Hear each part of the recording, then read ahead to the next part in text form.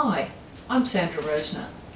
Today I want to give you a bit of an overview about what upward bullying is and who's involved in upward bullying, as well as what contexts that upward bullying tends to occur in. Bullying itself is not a one-off incident. It's a lot of negative acts happening over a particularly long period of time.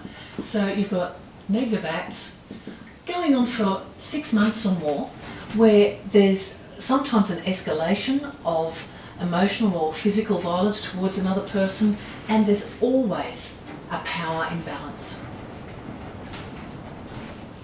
That power imbalance is often thought to be formal power imbalance, and certainly when you have downward bullying, which is the main type of bullying that's recognised, you have a power imbalance where you've got someone with formal power bullying someone below them.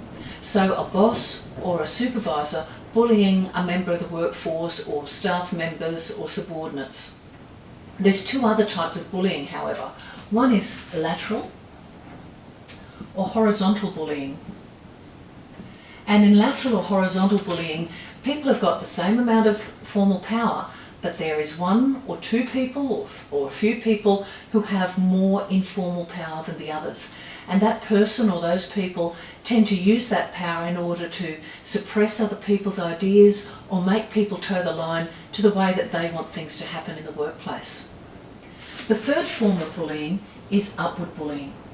And upward bullying is really hard to pinpoint because sometimes it's quite hidden, where people who perpetrate upward bullying pretend to be the victim themselves. They pretend that someone else is bullying them in order to hide behind that victim facade and be able to continue to throw dirt at the people who they should be working with. So where you've got a leader who's trying very hard to enact certain things in the workplace, such as workplace change or turning around a toxic culture in a workplace, you've got an upward bullying saying, they're bullying me.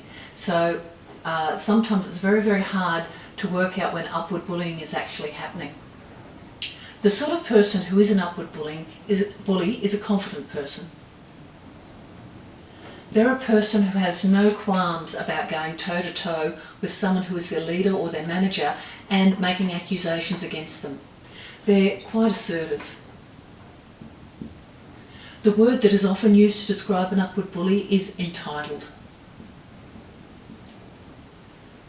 And when you really see an upward bully at their worst is where they've felt entitled to certain perks or a promotional position or a change of work that they do, and they don't get that. The person who gets that position of authority is then the target of the upward bully because they don't deserve what they've gotten. The upward bully puts a lot of work into manipulating other people to push against the new leader in that situation. And then that's called mobbing. So the upward bullying is very capable and very influential and able to get other people to bend to their will. So mobbing is where they can manipulate people at their own power level or at a lower power level or from outside of the organisation. And the other thing that the upward bully will do to really try to unseat a leader is to use a thing called management squeeze. And this is where an upward bully doesn't go toe-to-toe with their leader, they actually go above them to the leader's supervisors. So the leader's supervisors then question the ability and skills and suitability of that person to lead people in the organisation, because the upward bully and their mob of associates have made false accusations against the leader and therefore brought their credibility into question. You might think that the target of upward bullying is a weak leader, that that's the natural target of an upward bully. But because the upward bully is such a confident and assertive type of person, there is no particular type of target for an upward bully. An upward bully will have a go at anyone, from very weak to very strong leadership.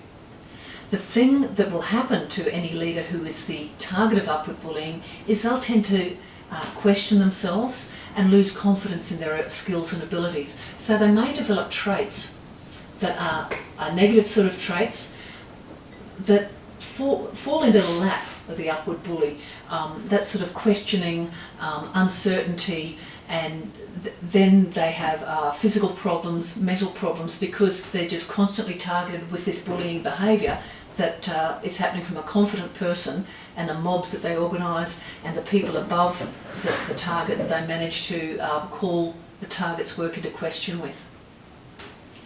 The most common places where upward bullies get the upper hand include toxic workplaces. A toxic workplace is a workplace where communication's poor, where facilities might not be up to speed, where people don't know what's going on, people may be overworked or be expected to do too much in too short a period of time, not paid well, all of those sorts of things. Any or all of those sorts of things can happen, so that upward bullies get the upper hand.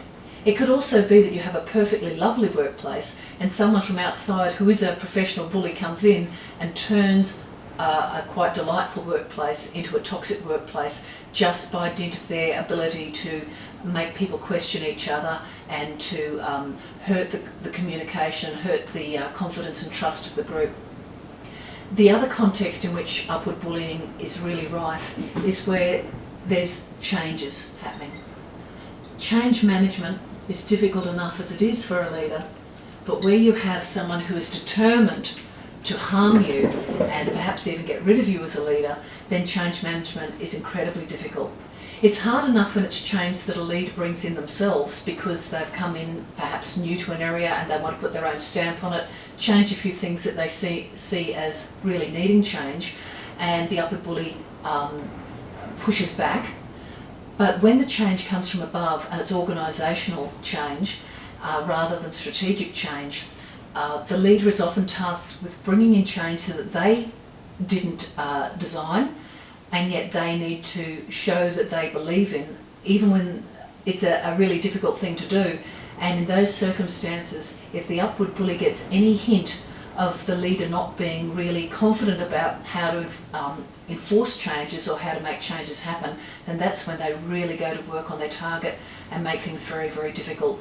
And they gain a great deal of informal power in dealing with people who are supposed to be managing them.